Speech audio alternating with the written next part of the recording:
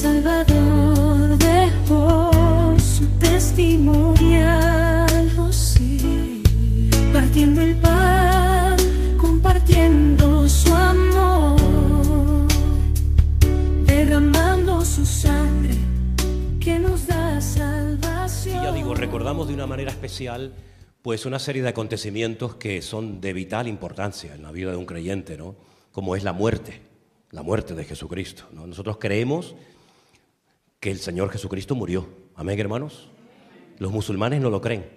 Los musulmanes dicen que Jesús se desmayó, lo dice el Corán, que lo metieron en una tumba 72 horas, a los 3 días como que volvió el hombre a recuperar fuerzas, movió la piedra de 5.000 kilos, le metió una paliza a 16 soldados romanos y le hizo creer al mundo que había resucitado.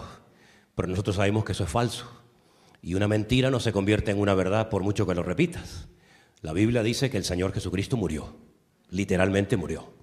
Si un médico hubiera ido, hubiera tomado los signos vitales de Jesús, hubiera declarado categóricamente que este hombre está muerto. No hay riego sanguíneo, no hay presión arterial, no hay latido en el corazón. Este hombre está literalmente muerto. Y estuvo 72 horas en esa condición.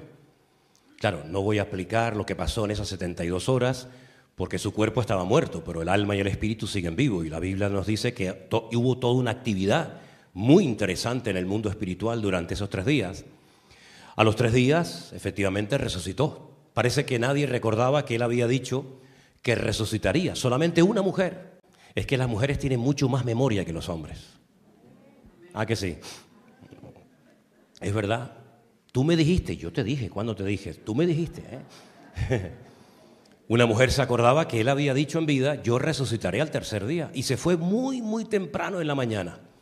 Pero como yo siempre he dicho que al Señor no le vamos a ganar en nada, cuando ella llegó pensando que todavía la piedra estaba allí, pues resulta de que ya el Señor hacía mucho tiempo que había resucitado. Ella comenzó a llorar porque se dio cuenta de que la tumba estaba vacía. Y de ahí viene lo que no llores como una magdalena, ¿no? Ella se dio cuenta de que la tumba estaba vacía, fue al lugar donde estaban los discípulos reunidos y les dijo, el Maestro ha resucitado y yo me he encontrado con él, yo he vuelto a verlo, yo he hablado con él. Los discípulos no lo creían, pero efectivamente eso fue lo que sucedió. Al 3er día el Señor Jesucristo resucitó y esa tumba se puede visitar hoy en día y está vacía, ¿sí? Ahora, lo que para nosotros es normal, prueba de ello que lo he dicho varias veces y nadie se ha inmutado ni ha dicho amén ni nada, ¿no? Esto es algo impresionante. ¿O es que todos los días meten a una persona en una tumba y a los 3 días resucita? Esto es algo increíble. Esto no le ha pasado a nadie. Los musulmanes saben que Mahoma murió. Todos los líderes religiosos saben que sus líderes murieron. Pero nosotros sabemos que Cristo está vivo. Porque Él resucitó al 3er día. Y como también he dicho en otras ocasiones, la piedra no se movió para que Él pudiera salir. La piedra se rodó para que pudiéramos entrar y ver que la tumba efectivamente estaba vacía, ¿no? Está 40 días con sus discípulos y a los 40 días asciende y dice antes de irse, me voy pero volveré otra vez. Y todo eso, muerte, resurrección y segunda venida, lo recordamos de una manera especial, tal día como hoy, con 2 elementos que todo el mundo conoce y que puede tener en su hogar, como es pan y vino. Y eso es lo que vamos a celebrar en esta mañana, la Santa Cena con pan y con vino, recordando el triunfo, la victoria del Señor Jesucristo y, cómo no, su segunda venida. Porque una generación vio su muerte, una generación vio su resurrección y otra generación verá su retorno, su venida. Y espero que sea la nuestra. Espero que seamos nosotros los que veamos venir al Señor en una nube para estar para siempre con Él. También es un momento para examinarnos a nosotros mismos, ¿sí?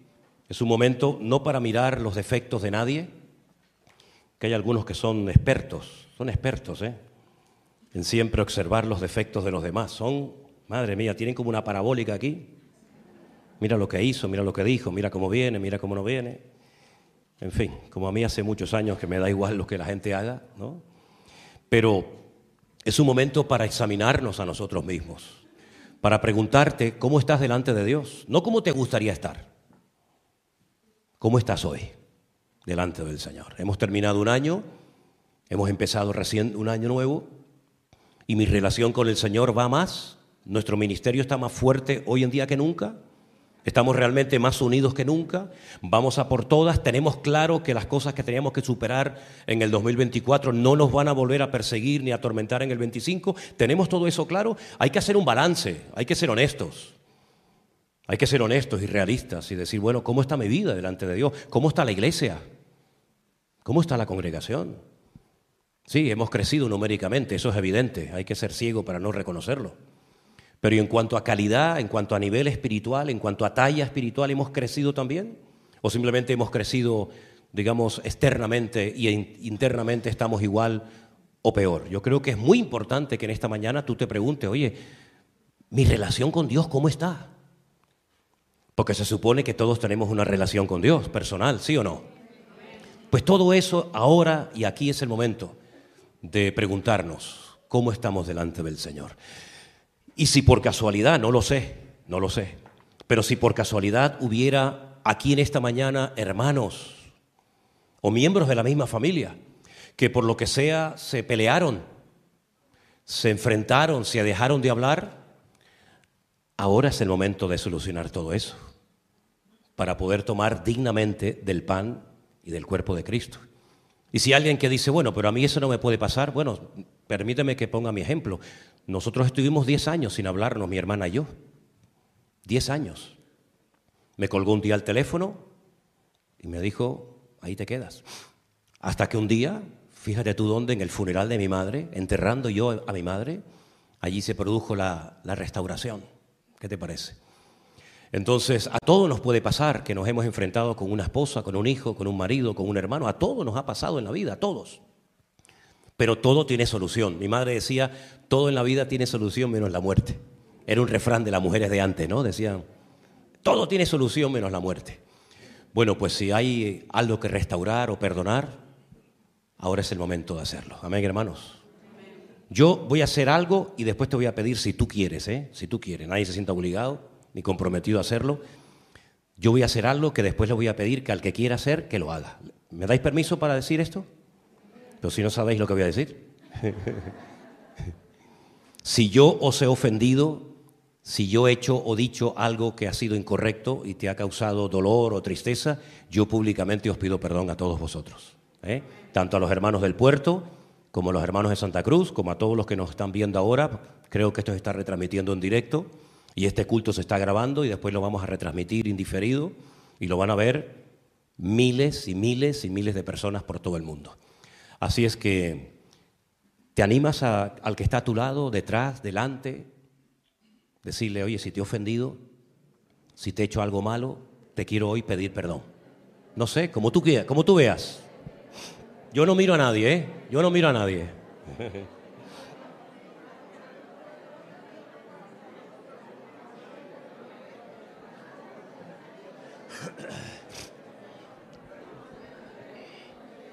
Vale. No sabía que había tantas cosas que perdonar. Madre mía. Vale. Calma, pueblo, calma. Hoy vamos a hacer algo especial y los pastores que están aquí presentes nos van a ayudar a repartir el pan y el vino. Así que voy a pedir, por favor, si podéis pasar. Tenemos a nuestro hermano Marcos, tenemos a Jerónimo, nuestro hermano Alberto, que no esperaba encontrármelo aquí, pensaba que estaba en Fuerteventura, y también tenemos a Anderson, los 4 pastores. Vamos a orar y presentar este pan y este vino a nuestro buen Dios. Oraremos y participaremos juntos en el nombre del Señor. Aleluya. Gloria a Dios. Gracias, Señor Jesús. Nos ponemos de pie un segundito, por favor.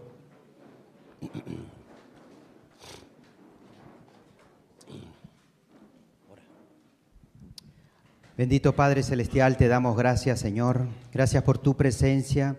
Gracias por darnos la oportunidad, Señor, de podernos reunir tantos hermanos el día de hoy, Señor, con un objetivo, Señor, para darte a ti toda la gloria y toda la honra, Señor. Para recordar, Señor, que tú diste tu vida por cada uno de nosotros y todo por amor, Señor. Pero que resucitaste y estás a la diestra de Dios Padre intercediendo por nosotros, Señor. Permite que podamos participar, Señor, de este vino, de este pan, Señor, dignamente, Dios mío, Señor. Que seas tú perdonando, Señor, nuestras faltas, nuestros errores, nuestros pecados, nuestros malos pensamientos, Señor. Gracias por este momento, Señor, y lo compartimos con acción de gracias. En el nombre de Jesús. Amén, amén. Amén. Los hermanos van a comenzar a repartir la copita, el trocito de pan, la recoges y esperamos todos después a participar todos juntos. ¿Os parece, hermanos? Gloria a Dios. Mientras tanto, voy a leerles unos versículos de la Biblia que nos vienen muy bien para esta hora. El apóstol Pablo le escribe a los hermanos de la iglesia de Corinto y les dice: al anunciaros esto que sigue, no os alabo, porque no os congregáis para lo mejor, sino para lo peor. Pues en primer lugar, cuando os reunís como iglesia, oigo que hay entre vosotros divisiones, y en parte lo creo. Porque es preciso que entre vosotros haya disensiones, para que se hagan manifiestos entre vosotros los que son aprobados. Cuando se reúnen, esto no es comer la cena del Señor. Porque al comer cada uno se adelanta a tomar su propia cena y uno tiene hambre y el otro se embriaga. Pues, ¿no tenéis casas donde podáis comer y beber? ¿Menospreciáis la iglesia de Dios y avergonzáis a los que no tienen nada? ¿Os alabaré en esto? Dice: en esto no os voy a alabar. De manera que cualquiera que coma o beba de este pan indignamente será culpado porque ha participado indignamente de la sangre del Señor. Por tanto, miren qué interesante, ¿no? Creo que lo tenéis por ahí. Pruébese cada uno a sí mismo y coma así del pan y beba de la copa. Porque el que come y bebe indignamente, sin discernir el cuerpo del Señor, juicio come y bebe para sí. Esto es muy interesante lo que voy a leer ahora. Por lo cual hay muchos enfermos y debilitados entre vosotros, y muchos duermen. Por todo lo que viene diciendo, ¿no? Esta es la causa, esta es la razón. Este es el verdadero motivo de tanta enfermedad, de tanta debilidad, de tanta muerte. Por eso nos tenemos que examinar a nosotros mismos para que no seamos juzgados. Mas siendo juzgados somos castigados por el Señor para que no seamos condenados con el mundo. Así que, hermanos míos, cuando os reunís para comer, esperaos los unos a los otros. Si alguno tuviere hambre, come en su casa, para que no os reunáis para juicio. Las demás cosas las pondré en orden cuando yo fuere. El motivo principal de estas palabras de Pablo a esta congregación de Corinto era poner en orden la iglesia. Qué bonito cuando una iglesia está en orden, cuando todo está bien unido, ¿verdad? Todos están bien compenetrados, cada uno sabe cuál es su sitio, lo que tiene que hacer, lo que no tiene que hacer, ¿verdad? Pero qué tragedia, qué tristeza, qué dolor cuando la iglesia, que tiene que ser un ejemplo de orden, de obediencia, de santidad, es un caos, ¿verdad? Y hay divisiones como las había en la iglesia de Corinto. Divisiones, peleas, celos, envidias, discrepancias entre los hermanos. Y cuando a Pablo le informan de toda esta situación, Pablo se siente mal, ¿no? Después de haber trabajado más de un año como pastor de la iglesia, ver que ahora la iglesia está dividida internamente, ver que está dando un mal ejemplo, un mal testimonio a la ciudad de Corinto, una ciudad corrupta, una ciudad de una inmoralidad, de una promiscuidad sexual brutal, de templos por todas partes. Y la única iglesia que había en Corinto resulta que no tiene nada que ofrecerles, y en vez de ser una luz, está siendo una piedra de tropiezo. A Pablo eso le partía el alma. Por eso uno de los motivos por los cuales escribe esta carta es para enseñarles a los creyentes, porque tenemos que aprender, ¿verdad?, a vivir en orden, en paz, en armonía, en buena sintonía los unos con los otros. Y en aquellos tiempos, cuando se celebraba esto, que para nosotros es una cosa así como muy sencillita, ¿no? En aquellos tiempos había toda una celebración, había todo un ágape que se llamaba, una celebración, una comida. Y claro, siempre ha habido, ¿no?, gente más pudiente que otra, gente que tiene más que otros. Eso ha existido y existirá siempre. Los ricos, los que tenían mucha capacidad económica, llevaban mucha comida. Tenían muy pocos recursos económicos, apenas podían llevar, ¿no? Incluso dice la Biblia que incluso algunos llevaban tanta cantidad de vino, que para los que piensen que en aquellos tiempos no se bebía vino, nada más lejos de la realidad. En Israel se bebía y se bebe mucho vino, es parte de la cultura. Dice que algunos se embriagaban dentro de la iglesia. Yo solamente vi una vez a un hombre borracho en la iglesia y fue en esta. Aquí fue, donde un hermano se embriagó y tuvieron que meterlo en el coche y se lo tuvieron que llevar. Pero en la iglesia de Corinto lamentablemente era muy habitual que la gente se emborrachara, y Pablo oía estas cosas y decía: pero ¿ustedes qué están haciendo? Ustedes no se diferencian en nada de los mundanos. Ustedes no son un ejemplo a los demás. ¿Qué pensaría la gente de la calle si viera vuestra falta de orden, de obediencia, de santidad? Sería un escándalo, ¿no? Y ese es el motivo por el que Pablo fundamentalmente escribió esta carta, para que aprendieran a vivir en orden dentro de la iglesia. Así es que vamos a orar en esta mañana para que participemos decentemente, en unidad con el Señor, y podamos disfrutar de este primer acto de Santa Cena de este primer año, o de este año que recién comienza, el 2025. ¿Están todos servidos, hermanos? ¿Todos los que van a participar? ¿Sí? Ok. Prestemos atención a la lectura. Dice: porque yo recibí del Señor lo que también les he enseñado. Que el Señor Jesús, la noche que fue entregado, tomó pan, y habiendo dado gracias, lo partió y dijo: tomad y comed. Esto es mi cuerpo, que por vosotros es partido. Haced esto en memoria de mí. Participamos juntos en esta mañana de este pan, hermanos.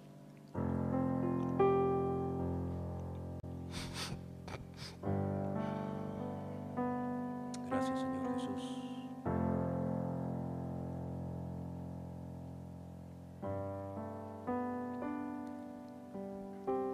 Gracias, Señor Jesús. Gracias, Señor. Asimismo tomó también la copa después de haber cenado, diciendo: esta copa es el nuevo pacto en mi sangre. Haced esto todas las veces que la bebiereis en memoria de mí. Así pues, todas las veces que comiereis de este pan y bebiereis de esta copa, la muerte del Señor anunciáis hasta que Él venga. Participamos juntos de la copa.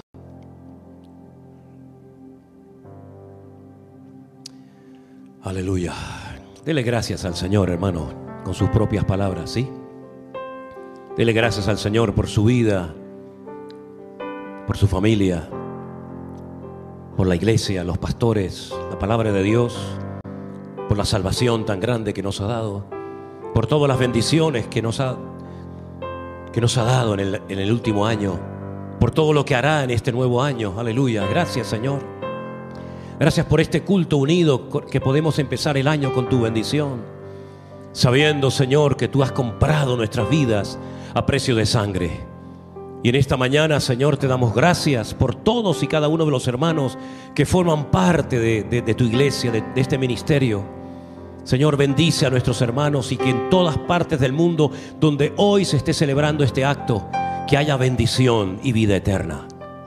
Trae renuevo espiritual, trae gozo, trae alegría, trae paz, trae libertad, Señor. Y que podamos seguir avanzando, entendiendo los tiempos y las ocasiones, sabiendo, Señor, que tu venida se aproxima y que tenemos que estar más atentos que nunca. Gracias, Padre, por nuestros hermanos.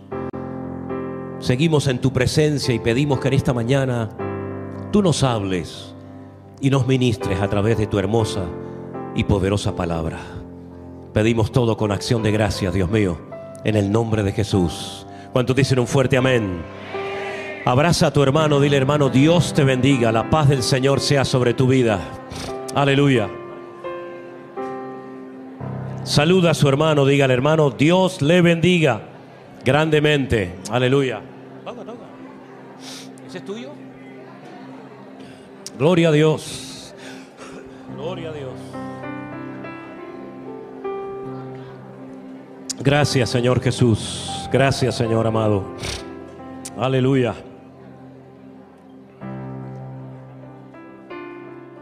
Gracias, Señor. Pueden tomar asiento, mis queridos hermanos, por favor.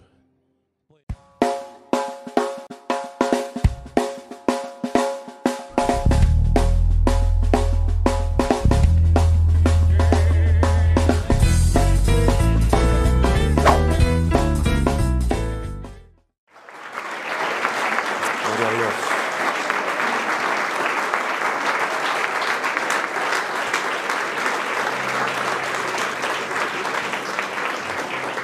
Amén, hermanos, pueden tomar asiento, por favor, en esta mañana. Queremos dar la bienvenida a todos, sobre todo a las visitas, a personas que están aquí por primera vez, incluso que vienen hasta de lejanas tierras, como es el caso de esta familia, ¿no? El caso de este matrimonio, que me acabo de enterar hace un ratito que vienen de Guatemala. ¿Os podéis poner de pie? ¿Sí? Se giran así, dicen vuestros nombres. ¿Tu nombre? Miguel. Tu esposa, Paula. Dios les bendiga. De Guatemala. Qué bueno. Bueno, ya creo que ya todos han estado con anterioridad aquí en la iglesia. Como pueden comprobar, hoy vamos a participar de lo que llamamos la Santa Cena, ¿verdad? Es raro llamar cena a algo que vamos a hacer por la mañana, ¿no? Pero así es como se le conoce, aunque hay otras iglesias que a este acto lo llaman la comunión, ¿eh? Las iglesias de las que viene, o donde se crió Elena, decían, hoy hay culto de comunión, ¿eh? En otras iglesias he estado y me llamaba la atención que decían, hoy vamos a celebrar el pacto. Es decir, que depende a donde uno vaya, pues como uno se tiene que adaptar siempre al sitio donde va, pues utiliza el término que ellos utilizan, ¿no? Nosotros vamos a participar de la Santa Cena y para que todos lo sepan, y simplemente es cuestión de recordarlo, este es un momento muy importante en la vida de un creyente, en la vida de una iglesia, porque en este momento se recuerda de una manera especial. No es que no se pueda recordar en otro momento del día o del mes o del año, pero especialmente nosotros como iglesia el primer domingo de cada mes solemos participar de la Santa Cena. Quisiera hablar en esta mañana de algo que nunca tenemos que perder y es nuestra libertad en Cristo Jesús. Pablo llama a la libertad del creyente la libertad gloriosa del Hijo de Dios, la libertad maravillosa que tenemos en Cristo Jesús nuestro Señor. Juan capítulo 8 a partir del verso 31, palabras del Señor Jesucristo, y dice lo siguiente: dijo entonces Jesús a los discípulos que habían creído en Él, si vosotros permaneciereis en mi palabra, seréis verdaderamente mis discípulos y conoceréis la verdad y la verdad os hará libres. Le respondieron, linaje de Abraham somos, jamás hemos sido esclavos de nadie. ¿Cómo pues dices tú, seréis libres? Jesús les dijo, de cierto os digo, que todo aquel que hace pecado es esclavo del pecado. Y el esclavo no queda en la casa para siempre, el Hijo sí queda para siempre. Así que si el Hijo os libertare, seréis verdaderamente libres. Sé que sois descendientes de Abraham, pero procuráis matarme, porque mi palabra no haya cabida en vosotros. Yo hablo lo que he visto acerca del Padre. Vosotros hacéis lo que habéis oído acerca del Padre. Esta es una conversación tan interesante, es una enseñanza tan profunda, que yo he leído esto no sé cuántas veces, pero siempre me impacta lo directo y lo claro que era el Señor cuando hablaba de las cuestiones relacionadas con la vida cristiana y con el reino de Dios. El capítulo 8 comienza hablándonos acerca de una mujer que, según los escribas y fariseos de la época, fue sorprendida en el mismo acto de adulterio. Lo curioso es que a él no lo trajeron, solamente la trajeron a ella. Y le dijeron al Señor que según la ley de Moisés, esta mujer tenía que morir apedreada. Todos conocemos la historia. El Señor les dijo, yo conozco la ley de Moisés perfectamente. De hecho, yo soy la palabra hecha carne. Pero para poder cumplir con ese mandamiento, los que quieran apedrearla tienen que estar libres de pecado. Así que examínate a ti mismo y si estás verdaderamente libre de pecado, comienza el acto de lapidación. La Escritura dice que todos, desde el mayor hasta el menor, se sintieron aludidos por esta palabra y se fueron. Finalmente el Señor le dijo: mujer, los que te condenaban han desaparecido, yo tampoco te condeno, levántate, ve en paz, pero no peques más. No vuelvas otra vez al mismo pecado que cometiste. Conociendo esto, Jesús comienza a hablar con las personas que estaban allí. Gente que creía en Él, gente que lo rechazaba, escribas, fariseos, es decir, con los profesionales de la religión. Y Él comienza a hablarles a ellos y les dice acerca de la libertad. Para poder ser discípulos míos, ustedes tienen que cumplir un requisito indispensable, que es el de permanecer en mi palabra. Si ustedes con el paso del tiempo, a pesar de las luchas, las pruebas, las dificultades, etcétera, ustedes logran permanecer en mi palabra, ustedes podréis convertiros en auténticos discípulos míos. Una cosa es creer en el Señor y otra cosa completamente diferente es ser un discípulo de Cristo. Son dos cosas completamente diferentes. Mucha gente creyó en el Señor Jesús, pero nunca llegaron a convertirse en discípulos. La palabra discípulo es muy amplia. Podríamos hablar mucho tiempo acerca de las distintas aplicaciones, de los significados, de la raíz etimológica de la palabra y muchas cosas, pero fundamentalmente los discípulos eran los que más de cerca vivían con el Señor. Los discípulos oyeron y vieron cosas que los seguidores nunca vieron ni oyeron. Los discípulos eran la gente de confianza de Jesús. Un discípulo es una persona que está bajo la disciplina de alguien o de algo. En este caso, bajo la disciplina o la tutela del maestro que era el Señor Jesucristo. Siempre hubieron discípulos. Los filósofos de Grecia tuvieron sus discípulos, los fariseos tuvieron sus discípulos, Juan el Bautista también tuvo sus discípulos y Jesús también tuvo, en un principio más de 70. Al final el grupo se fue reduciendo y quedó limitado a 12. Y los discípulos eran personas que estaban bajo la disciplina, bajo el trato directo de un maestro. Ahora, en aquella época un discípulo se abandonaba en los brazos de su maestro, en el sentido de que ya no tenía que preocuparse de ningún detalle de su vida, ni de la comida, ni del vestido, absolutamente de nada. Porque cuando alguien era llamado por un maestro para convertirte en un discípulo, ese que te llamaba se encargaba de todos y cada uno de los detalles de tu vida. Por eso el Señor les dijo una vez a los discípulos: cuando yo os mandé a estos lugares a predicar, ¿os faltó algo? ¿O faltó comida? ¿O faltó vestido? Dijeron: no, nada, Señor. Y es que eso era responsabilidad del que llamaba. Suplir las necesidades, cubrir las necesidades materiales del que había sido llamado. Y para poder ser un discípulo de Cristo, uno tenía que aprender un principio elemental de la vida, que es perseverar, ser constante en la palabra. Y es lo que lamentablemente a muchos les ha costado y les sigue costando. Están una temporada bien, parece que van bien, pero algo pasa, siempre ocurre algo, queriendo o sin querer, que corta el proceso de crecimiento como una especie de aborto espiritual y vuelves otra vez a dar un paso atrás. Y espero que otra vez puedas empezar de nuevo. El Señor Jesucristo en su palabra nos da enseñanzas acerca de las características de un seguidor y de las características o responsabilidades que adquiere un discípulo. Y son totalmente diferentes las unas de las otras. Pero una de las características de un verdadero discípulo es que es libre. Porque al conocer la verdad en sí misma produce la liberación de tu vida. Y la verdad no es simplemente un concepto filosófico, no una idea, la verdad o la libertad, sino que es algo que se puede experimentar. Tú puedes conocer la verdad. Tú puedes experimentar una libertad que te va a acompañar el resto de tus días, y espero que así sea. Porque la libertad, tema del cual quiero hablar en esta mañana, es uno de los resultados de mi posición en Cristo. Si yo estoy en Cristo, si yo persevero en Cristo, Yo ya conozco la verdad y la verdad directamente me hace libre. Nadie me puede quitar mi libertad en el Señor.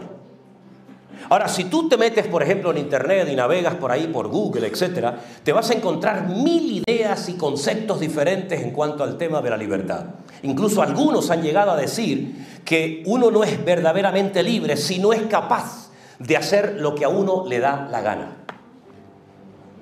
Y la Biblia aclara este concepto erróneo acerca de la libertad. Porque libertad no es hacer todo lo que se me viene a la cabeza. No es dar rienda suelta a mis impulsos carnales o emocionales. La libertad no depende de lo que haga, sino de lo que soy, repito, de mi posición en el Señor. Y si yo estoy en Cristo y estoy en la verdad, yo soy verdaderamente libre. Y no hay peor esclavo que el que se cree ser libre y no lo es. Ahora, ¿de qué somos libres según la palabra de Dios? Somos libres de toda condenación. El mismo apóstol Pablo, cuando le escribe una carta a la iglesia de Roma, en el capítulo 8, que es un capítulo impresionante, yo les recomendaría que de vez en cuando lo leyeran, y si pueden, apréndetelo de memoria, que te va a venir muy bien. El capítulo empieza diciendo: ahora pues, ninguna condenación hay para los que están en Cristo Jesús. Los que ya no andan conforme a la carne. Y ahí comienza a describir cómo tiene que andar una persona libre de toda condenación. Una persona que es guiada por el Espíritu de Dios, ¿verdad? Capítulo, ya digo, maravilloso. Somos libres de toda condenación. No hay nada que nos separe, no hay nada que nos excluya de la presencia del Señor. ¿Sabe lo que era decir esto en aquellos tiempos, hermanos? Hoy en día para nosotros es normal decir que como creyente estoy libre de toda condenación. Pero en aquellos tiempos, por la más mínima tontería, ya quedabas excluido de la presencia de Dios. Pasabas por un lugar donde estaban enterrando a una persona, quedabas contaminado, ya no podías entrar al templo. Estabas con el periodo de tu menstruación, ya estabas impura, no podías entrar al templo. Tocabas una cosa que había sido contaminada por alguien que estuvo enfermo, no sé qué, no sé cuánto, quedabas totalmente impuro. Es decir, era prácticamente imposible estar permanentemente puro para poder tener acceso a la entrada de una sinagoga o del templo. Era una esclavitud, era una lucha constante y permanente. Sin embargo, el Señor dice: ahora, por mi sangre, por mi obra, por mi sacrificio perfecto en la cruz, no hay nada que os excluya de mi presencia. Porque no es por vuestros méritos, no es por vuestras limpiezas o rituales, sino es por mi obra y por mi sangre que os he limpiado de toda maldad y de todo pecado. Y podéis entrar a la presencia de Dios por la mañana, por la tarde, por la noche. Puedes hablar con Él de rodillas, sentado, de pie, acostado, caminando, como tú quieras. No tienes que pedir cita previa. Hermano, permítame, estoy hasta el gorro de las dichosas citas previas. No sé ustedes, pero yo desde el tiempo de la pandemia, todo es cita previa. Hace tiempo me fui a cortar el pelo. Entro a la peluquería y eran 2 empleados. Uno estaba leyendo el periódico. El otro estaba barriendo los pelos del que se fue anteriormente. Entré y le digo: hola, buenos días, ¿me pueden cortar el pelo? Y me dice: ¿tienes cita previa?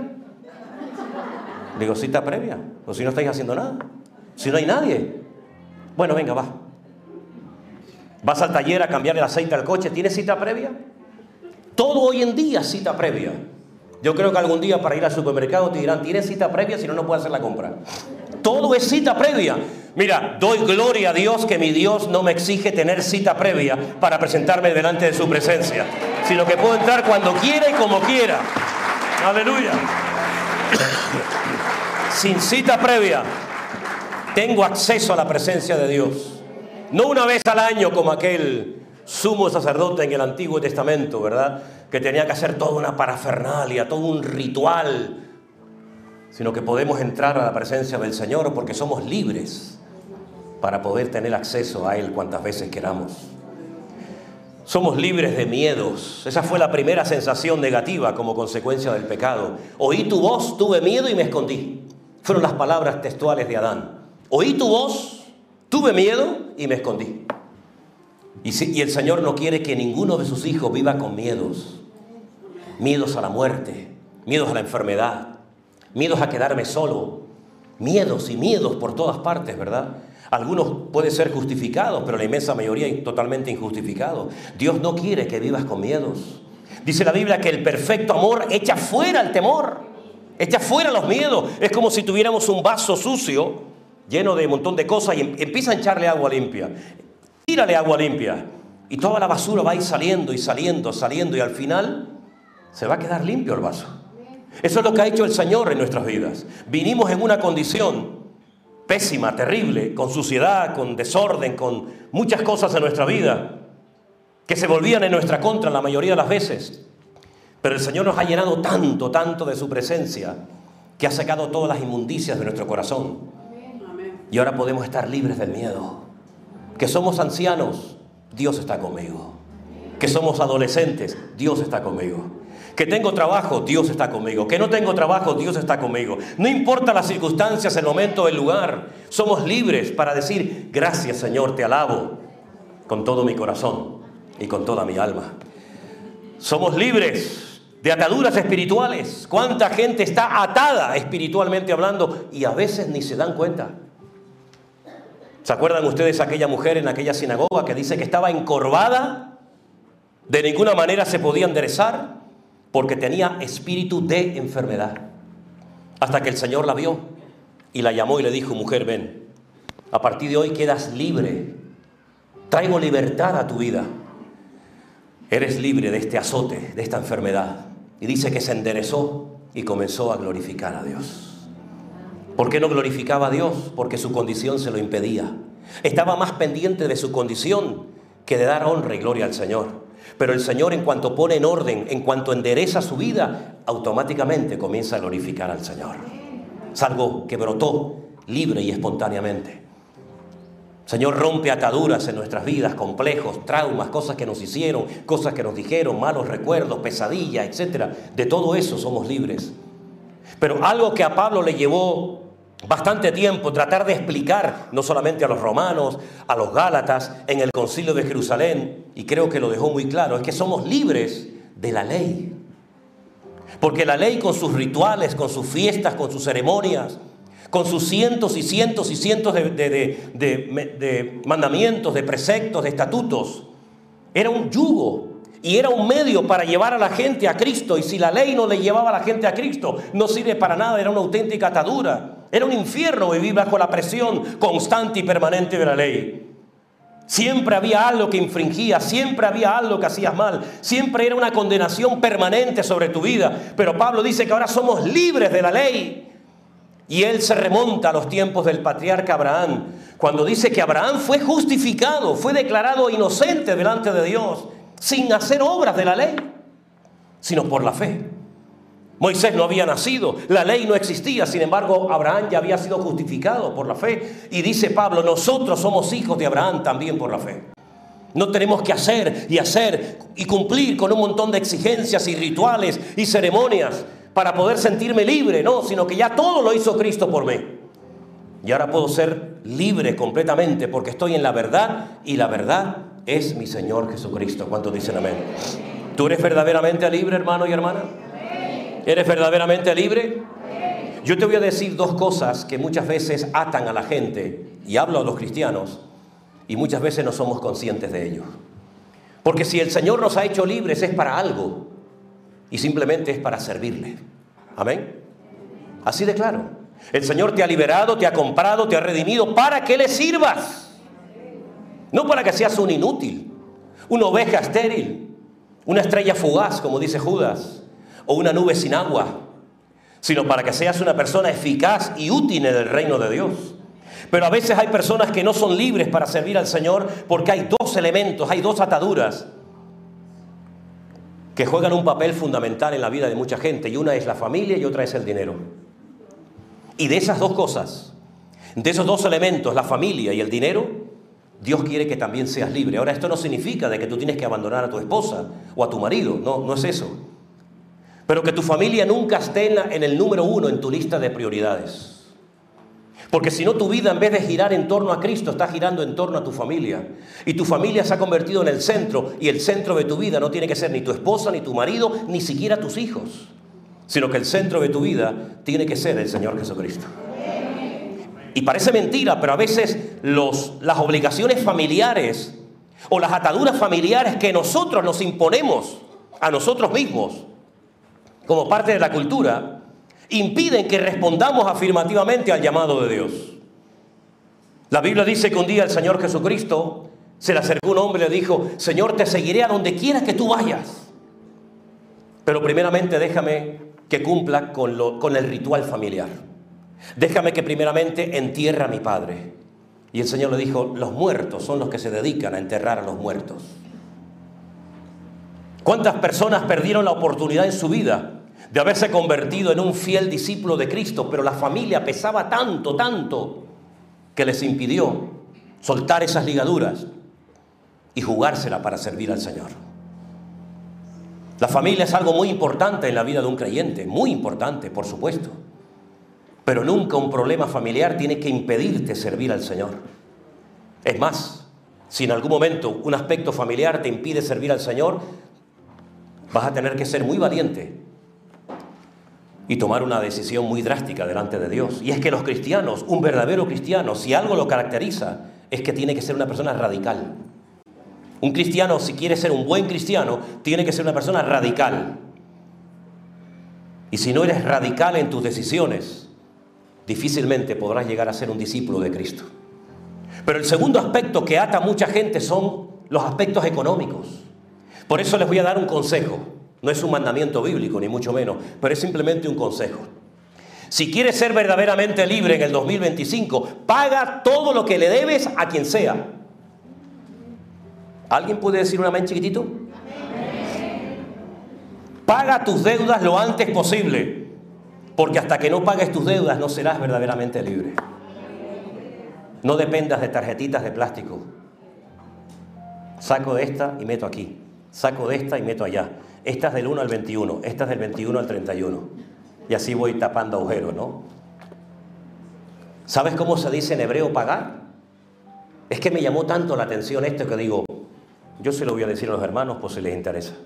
¿Sabes cómo se dice pagar en hebreo? Le shalem. Le shalem. ¿Y sabes qué es le shalem en hebreo? Aparte de pagar, estar en paz. Shalom viene de le shalem viene de shalom. Cuando tú pagas, estás en paz. Mientras no pagas, no tienes mucha paz que digamos. Estás preocupado, ¿y cómo voy a pagar? ¿Y cómo no voy a pagar? Y ahora debo esto, y ahora debo lo otro. ¿Y a quién le pido? ¿Y a quién no le pido? Procura, si quieres ser libre 100% en el 2025, no deberle a nadie nada. Y si no puedes comprar algo, no lo compres, pero no te vuelvas a atar a deudas que te amargan la vida y te absorben tu tiempo y tu energía de tal manera que no tienes tiempo para otras cosas. Claro, si alguien se siente aludido en esta mañana, discúlpenme. Bueno, no me disculpen. No me disculpen.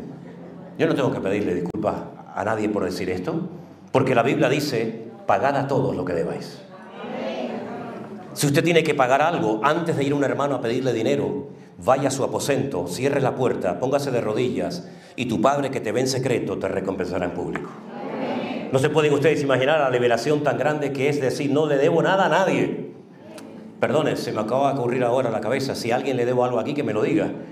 Porque capaz que estoy diciendo algo y me dice, sí, pero a mí no me pagaste aquella vez aquella tal cosa. Dudo que yo le deba algo a alguien, sinceramente lo dudo. Yo nunca le he pedido dinero a nadie. Pero si fuera así, por favor recuérdamelo. Marco? De verdad, hermanos, para poder vivir en paz, váyase a la cama diciendo, gracias Señor, no le debo nada absolutamente a nadie. Ahora, la libertad era algo muy apreciado en los tiempos bíblicos, porque no todo el mundo era libre. Recuerden ustedes que estaban viviendo bajo la opresión del Imperio Romano y 3/4 partes de la población mundial de aquellos tiempos eran esclavos. Solamente había un 25% de la población que eran ciudadanos romanos, que eran libres. Y como ciudadanos libres no pagaban impuestos, tenían un montón de privilegios, pero el resto de la población eran esclavos de Roma. Y la Biblia nos enseña que la libertad era algo tan apreciado en aquellos tiempos, que cuando un día un apóstol de Cristo, el apóstol Pablo, dijo, yo soy libre, yo soy ciudadano romano, le dijeron, ¿tú eres ciudadano romano? Pero si para obtener la ciudadanía romana hay que pagar una cifra enorme de dinero. Y dice, pero es que yo no tuve que pagar nada, yo soy libre desde la cuna. Yo soy ciudadano romano desde la cuna, desde el día que nací. Se ve que su padre, en Tarso, le había prestado un favor grande al Imperio Romano, no sabemos cuál. Pero fíjense qué importante era el tema de la libertad, que hay un capítulo, el capítulo 21 del Éxodo, si lo quieren leer después, que habla acerca de cómo teníamos que tratar a la gente que era esclava. Por eso cuando el Señor Jesucristo le dice a sus discípulos, a los escribas y fariseos, el esclavo no permanece en la casa para siempre, el hijo sí se queda. Tú a tu hijo no le tienes que decir que se vaya. Bueno, en algunos casos sí, ¿no? Cuando tiene más o menos 35, 40 años, tienes que decir, hijo, ya está bien, ¿no? Pero en aquellos tiempos, según Éxodo 21, a los 6 años, los esclavos tenían que ser puestos en libertad. Léalo. A los 6 años de haberte servido, le tenías que dar la libertad. Bueno, ahí había todo un montón de leyes, si se había casado, si había tenido hijo, si no se quería ir, eso es otro tema, ¿no? Pero los judíos sabían perfectamente de que ellos eran un pueblo diferente y no podían tener una persona esclavizada toda la vida. Nacían, vivían y morían como esclavos. Eso en Israel no se podía dar. Cada 6 años, y en el año de jubileo también, los esclavos tenían que ser puestos en libertad y empezar de cero. Empezar de cero. Y por eso ellos que conocían la ley, el Señor les dice, el esclavo no permanece en casa para siempre. Sabéis que tarde o temprano se va, pero el hijo permanece para siempre.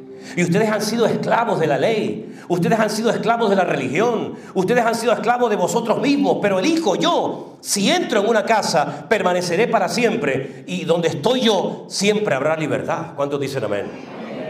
Así es que este tema de la libertad es algo tan interesante porque uno ve, por ejemplo, en la Biblia esclavos famosos, ¿no? Por ejemplo, pienso en Agar. Agar era una egipcia que nació, vivió y murió como esclava. Abraham se fue de Egipto, pero un trocito de Egipto se le metió en la casa. Y la Biblia nos enseña que aunque quedó embarazada de su amo, de su dueño, que era Abraham, finalmente el Señor le dijo a través de su esposa, despídela, dile que se vaya. Ella y el hijo, tu primogénito, Ismael. Abraham le sentó mal aquella palabra porque él amaba a su hijo. ¿Quién no ama al hijo? Pero hay cosas que tienen que ser expulsadas y echadas de tu vida lo antes posible para que puedas ser verdaderamente libre. Piensa durante el mensaje qué cosas tienes que echar de tu vida, de tu cabeza, de tu hogar, para que la paz y la libertad gloriosa de Cristo reine por fin en tu casa. A veces queremos meter en casa cosas que no tienen por qué estar ahí. ¿No dice la Biblia, por esto dejará el hombre a su padre y a su madre, y los dos serán una sola carne? No estoy hablando en contra de suegros ni de suegras, por favor, nadie me malinterprete. Pero lo que sí quiero decir es que espiritualmente no puedes seguir arrastrando un montón de cosas, de hábitos, de tradiciones y de costumbres, sino que tiene que llegar un momento en el que tienes que decir, yo me tengo que liberar de esto. Yo me acuerdo que mi madre siempre me decía, mi madre ya no vive, ya murió. Mi madre siempre me decía, no, ¿a dónde vas ahora? Voy a Argentina. No vayas. ¿Por qué, mamá? No, allí te van a matar, me decía. ¿A mí? Sí, a tu hija la van a secuestrar. Eso me decía siempre mi madre. Y me fui a Argentina y no me mataron. Y no secuestraron a Priscila. ¿Y a dónde vas ahora? No, ahora voy a África. Ay, a África, ¿pero para qué vas a África? Allí te van a comer los caníbales. Digo, no, yo les digo que tengo azúcar y así hacen caramelo conmigo, ¿no? ¿Y a dónde vas ahora? No, ahora voy a tal sitio, ahora voy a tal... Y si fuera por mi madre no hubiera salido nunca de la habitación. Y cuando quería ir a la calle a jugar, me decía, no, hoy no salgas. ¿Y por qué? Porque hoy hay mucho sinvergüenza en la calle, me decía. Fíjate los argumentos que empleaba. Hoy hay mucho sinvergüenza. Y el sinvergüenza de la calle era yo. Yo era el sinvergüenza de la calle. No te juntes con aquellos que son malas compañías. Y las madres de aquellos decían, no te juntes con este, que este es un desgraciado. Si fuera por mi madre, nunca hubiera salido de la casa. ¿Y cuántas veces, verdad, por quedar bien delante de un padre, de una madre, de un suegro, de una suegra, de un primo, de un sobrino, de quien sea, quedamos mal delante de Dios? Porque al fin y al cabo, a quien tenemos que rendir cuentas, honrar y servir, es a nuestro Dios, ¿verdad? A veces nos quieren poner entre la espada y la pared, ¿verdad? Si me amas, no vayas a esa iglesia. No juegues con eso. No me hagas chantaje emocional, porque ya somos muy mayorcitos para que me estés jugando a eso, ¿no? Es interesante notar cómo Agar tuvo que ser expulsada y al momento vino la paz del hogar. al momento. Pero también hay un hombre que fue libre y perdió la libertad, porque yo también quiero decir en esta mañana que si tú eres verdaderamente libre, cuida tu libertad para que nadie ni nada te la robe. Hablo de José. ¿Se acuerdan de José? Qué joven tan feliz, qué juventud, qué adolescencia tan bonita, ¿no? Pero sus propios hermanos lo vendieron, aunque realmente lo querían matar. Y perdió su libertad temporalmente hasta que después el Señor lo liberó y lo restauró. Cuida tu libertad como un tesoro. No dejes que nada ni nadie te domine. Siempre he dicho, y lo creo con todo mi corazón, qué maravilla es levantarte por la mañana y no depender de ninguna sustancia, no depender de nada en particular, sino decir, soy libre y teniéndote a ti, lo tengo todo. Porque en Cristo tengo paz, en Cristo tengo seguridad, en Cristo tengo libertad. Y aunque esté solo, yo sé que si tú estás conmigo, lo tengo todo. ¿Cuántos dicen amén? Es interesante notar, y quiero leerles un versículo de Gálatas, por favor, capítulo 5, versículo que... Este fue el primer versículo, la primera predicación que yo di cuando tenía 19 años y vine por primera vez en mi vida a Tenerife. Nos trajeron de Las Palmas los estudiantes que estábamos en aquel momento estudiando en el seminario. Nos dejó el barco allí en Santa Cruz y subimos por toda la calle Castillo hasta la calle Goya y Velázquez, y allí nos estaba esperando un misionero americano. Y allí tuvimos el primer culto y allí me pidieron a mí que predicara. Y este fue el versículo que yo leí hace 200 años atrás, más o menos. Estad pues firmes en la libertad con la que Cristo nos hizo libres. Y no estéis otra vez sujetos al yugo de la esclavitud. Gálatas 5:1. Léalo conmigo, si lo tenemos ahí. Estad pues firmes en la libertad con la que Cristo nos hizo libres. Y no estéis otra vez sujetos al yugo de la esclavitud. Versículo 13, porque vosotros, hermanos, a libertad fuisteis llamados, solamente que no uséis la libertad como ocasión para la carne, sino servíos por amor los unos de los otros. Cristo nos ha llamado a vivir en libertad. La lectura que se leyó hoy aquí, de la visita de Jesús a Nazaret, Él escogió el texto de Isaías capítulo 51, por lo menos una parte. Y Él mencionó en esa lectura 2 veces la palabra libertad. Libertad a los cautivos y libertad a los oprimidos. 2 veces. Y Él dice, yo tengo una unción especial sobre mi vida para poder anunciar un mensaje por primera vez en la historia a gente pobre. Porque yo he venido a vendar, yo he venido a ayudar a personas que interiormente están destrozadas, a los quebrantados de corazón, a abrir la vista a los ciegos, a pregonar libertad a los cautivos. Ahora, yo no veo a Cristo en ningún evangelio, y mira que tenemos 4, Mateo, Marcos, Lucas y Juan. Yo no veo a Cristo nunca visitando cárceles. Es una cosa que me ha llamado la atención. Jesús nunca fue a visitar a ningún preso, ni siquiera a Juan el Bautista, que era medio pariente de él. Y la Biblia dice que 2 de sus discípulos vinieron y le dijeron, Juan el Bautista está preso. Y el Señor no fue a verlo. No veo a Jesús visitando a los presos. Entonces, cuando Él hablaba de que había venido para libertar a los presos, a los cautivos, evidentemente no se refería a los presos que estaban en cárceles del Imperio Romano. Se refería a presos que espiritualmente hablando eran presos, eran esclavos, eran cautivos. Y Él vino a sacarnos de esas mazmorras espirituales. Él vino a darnos una libertad que nos permite dormir y decir gracias y alabar a Dios en medio de la tormenta de la vida, más dura que sea. Esa es la libertad que Él vino a darnos a este mundo. No necesariamente una libertad de la cárcel, aunque les digo sinceramente, no he conocido nunca a ningún preso que no quiera ser libre. Nunca he conocido a ninguno. Yo me acuerdo que cuando era soltero y vivía con mis padres, enfrente de mi casa había una montaña que yo la subía todos los sábados y desde la punta de la montaña veía al otro lado la cárcel. La cárcel que en aquel momento estaba en Las Palmas funcionando. Ahora creo que hay otra. Y yo, mirando aquella cárcel, yo le decía, Señor, algún día me gustaría entrar a una cárcel a predicar tu palabra. Era como un sueño, ¿no? Como un anhelo que tenía. Y todos los sábados subía, la montaña estaba llena de nidos de ametralladoras, yo me metía por los túneles, todos esos rollos siempre me gustaron, pero sobre todo subía para orar, para que el Señor me diera un día la oportunidad de entrar a una cárcel. Nunca lo había hecho a predicar la palabra. Al poco tiempo, un joven comenzó a asistir a la iglesia, y me dijo, mi tío está en la cárcel. Oye, aquello me impactó tanto y me dijo, ¿te gustaría venir conmigo a visitar a mi tío? Le dije, ahora mismo. La primera vez en mi vida que entré a una cárcel fue un impacto que nunca podré olvidar, porque nada más entrar, cuando iba por las celdas, me encontré a un amigo mío, con el que habíamos hecho muchas cosas. Me lo encontré preso, estaba casi totalmente desnudo, tatuado de pies a cabeza, dentro de una celda, solo, gritando como un loco. Yo creo, sinceramente, en aquel momento no me di cuenta, pero yo creo que en aquel momento él estaba endemoniado, estaba poseído. Gritaba un montón de cosas, de incoherencias. Lógicamente no voy a repetir todo lo que decía, pero sobre todo decía, sáquenme de aquí, sáquenme de aquí. Y aquello me impactó tanto, ¿no? Era un jovencito. Finalmente fui a visitar al tío de este hermano, de este joven de la iglesia, y una de las cosas que me decía es que le llevara cosas. Por supuesto nunca se las llevé.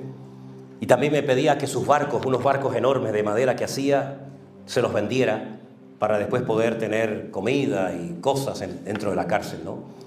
Y él siempre me pedía, quiero salir de aquí, quiero salir de aquí. Esa fue mi primera experiencia visitando un centro penitenciario. Después, durante 7 años, fui oficialmente el capellán evangélico del centro penitenciario Tenerife 2 en La Esperanza. Estuve yendo años a esa cárcel todas las semanas. Isma está aquí, no la vi esta mañana, Isma y a Genaro. Está ahí, ¿no? Isma venía conmigo en aquella época. Saben que Isma tiene la vida eterna. Cualquier cosa que digamos de la obra, Isma siempre está, siempre. No, es que una vez vino un ángel e Isma estaba allí. Es que una vez Isma estaba allí.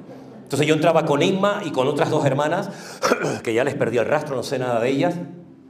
Y ellas iban durante años a los módulos de las mujeres. Y me consiguieron un permiso para yo ir con ellas al módulo de las mujeres. Ustedes no se pueden imaginar el primer día, cuando abrieron aquel portón de hierro y vieron de repente llegar a estas hermanas y a mí. Todo lo que me dijeron esas, yo no lo voy a decir en púlpito. Fue terrible, yo no sabía ni dónde meterme. Me acuerdo que había una piscina, la mayoría de ellas estaban semidesnudas y con el paso del tiempo me gané el respeto. Tuvimos la oportunidad de llevar a muchas a los pies de Cristo, de orar por algunas que estaban totalmente endemoniadas y los funcionarios no sabían ni qué hacer con ellas. Y recuerdo que un día, como una pequeña anécdota, una de las presas, la de mayor condena, me llamó aparte y me dijo, mira, yo te respeto como pastor, sé que vienes aquí, vienes a ayudarnos, vienes a predicar la palabra de Dios, pero yo no voy a entrar nunca a esas reuniones. ¿Y sabes por qué? Le dije, no. Dice, porque yo un día llegué a mi casa y encontré a mi marido con otra mujer. Me fui a la gasolinera, compré un bidón de gasolina, se lo tiré por encima, le prendí fuego a los 2 y los quemé vivos. Y yo no estoy arrepentida. Y como Dios, para perdonarme, tengo que arrepentirme. Yo no me quiero arrepentir, ¿para qué voy a entrar? Y le dije, muy bien, estupendo. Pero todas, cada vez que llegaba el momento de la oración, después de las canciones, después de la alabanza, después del mensaje, y decíamos, a ver, peticiones de oración, no había ni una que no dijera para salir de aquí. Para salir de aquí. Incluso conocía a chicas que eran hijas de pastores en aquel lugar. Tremendo. Después estuve visitando la cárcel de Monterroso, una cárcel solamente para menores en Lugo. Todos siempre oraban por lo mismo. Sácanos de aquí, Dios mío, sácanos de aquí. El año pasado estuvimos en una cárcel de máxima seguridad en Guatemala. Allí conocimos a chicos que habían sido de las maras de Salvador. Fue una experiencia impresionante. Armando me acompañaba. Fue algo realmente espectacular. Eso sí que son cárceles de verdad, ¿eh? Eso sí que son esas cárceles, tremendo. Allí vi de todo lo que se puedan imaginar, y todos siempre oraban por lo mismo, Señor, sácanos de aquí, sácanos de aquí. Lo que no entiendo por qué hay personas que han sido liberadas espiritualmente hablando y quieren volver otra vez a esclavizarse, a vicios, ataduras, a cosas y a personas, cuando ya un día Cristo pagó el precio de tu libertad. La libertad es una de las cosas más hermosas que tenemos los hijos de Dios, para poder expresar nuestra gratitud, nuestra alabanza, nuestro amor al Señor. Entiendo que el mundo no entienda nuestra libertad en Cristo. Porque ellos piensan que son libres, porque pueden hacer todo cuanto se les pasa por la cabeza. Y eso no es libertad. Eso es lo que la Biblia habla de libertinaje. Pero libertad es poder tener autocontrol y poder tener la libertad de poder decidir. Y decidir adecuadamente conforme al diseño y a la voluntad de Dios para mi vida. ¿Cuántos dicen amén? Hermanos queridos, Dios nos ha hecho libres para que le podamos servir en su reino y en su obra. Y creo que hemos llegado a un punto, y lo digo de corazón, que nunca ha habido tantas oportunidades para servir al Señor como en este tiempo. Creo sinceramente que hay tantas oportunidades para servir al Señor que no entiendo, y es una cosa que no entiendo sinceramente, porque hay personas que prefieren esclavizarse a algo antes de poder estar 100% libres para poder servir al Señor en su reino y en su obra. ¿Será que no te fías de Dios? ¿Será que Dios no te va a tratar como lo que tú mereces o necesitas? ¿Será que creemos que mi plan y mi proyecto de vida es mejor que el que Dios tiene para mí? Hermanos queridos, los afanes, las preocupaciones, las cosas que el año pasado te quitaron el sueño y trajeron preocupación y carga a tu vida, no permitas que este año te vuelvan a atrapar. Libérate y no estés preocupado de cosas que el Señor las puede resolver en segundos. Más bien, ocúpate en las cosas del reino y en las cosas del Señor, y verás cada día la gloria del Señor. Este lugar nos lo dio el Señor ya de hace muchos años. Y nosotros hemos hecho de este lugar un medio para poder llevar la palabra de Dios a miles de personas. Sin embargo, otras personas utilizan este lugar como una meta en sí misma y se atrapan a las posesiones y se enredan en las cosas en vez de utilizar las cosas para ser libres y poder servir al Señor. Piensa en lo que Dios te ha dado. Haz una lista de lo que ya tienes en el Señor. Tienes una familia, tienes un coche, una moto, una bicicleta, una casa, un par de zapatos, y haz una lista de todo lo que Dios te ha dado. Y cómo podrías servir a Dios desde tu plataforma actual. Y el día que te olvides de ti mismo, de tus problemas, de tus necesidades, y comiences a servir a Dios a través de la vida de los demás, vas a experimentar una libertad que la Biblia la denomina la libertad gloriosa y maravillosa de los hijos de Dios. Podríamos hablar desde la teoría horas y horas acerca de este tema, pero te desafío a que este año vivas en una total y absoluta libertad, libre de ataduras, y puedas organizar tu vida y tu tiempo de tal manera que lo primero y más importante sea el Señor en tu vida. ¿Cuántos dicen amén? Cierra tus ojos en esta mañana, mi querido hermano y amigo, y piensa en este tema que hemos hablado en esta mañana: la libertad gloriosa de los hijos de Dios. ¿Tienes hoy esa libertad? ¿Eres verdaderamente libre? Dice la Biblia que algún día la creación, toda la creación, será libertada de la esclavitud, de la corrupción, a la libertad gloriosa de los hijos de Dios. La misma creación gime por ser libre, porque la creación se vio afectada por el pecado y ha quedado tocada, ha quedado dañada, lastimada. Pero algún día vendrá la gran liberación del planeta Tierra. Esa liberación que ya ha venido a tu vida, algún día todo ser viviente la experimentará. Conviértete en un vocero, en un pregonero de libertad. Y dile a la gente que conoces, a tus empleados, a tus familiares, a tus amigos, a tus vecinos, dile a tus compañeros de trabajo que hoy en día en este mundo enfermo, en este mundo que lo ha tergiversado todo, se puede vivir en una libertad maravillosa de noche y de día, permanentemente. Puede ser libre. Aunque vemos que el mundo está enfermo y en caos y en crisis, tú puedes vivir en libertad, en paz, en armonía con Dios, contigo mismo y con los demás.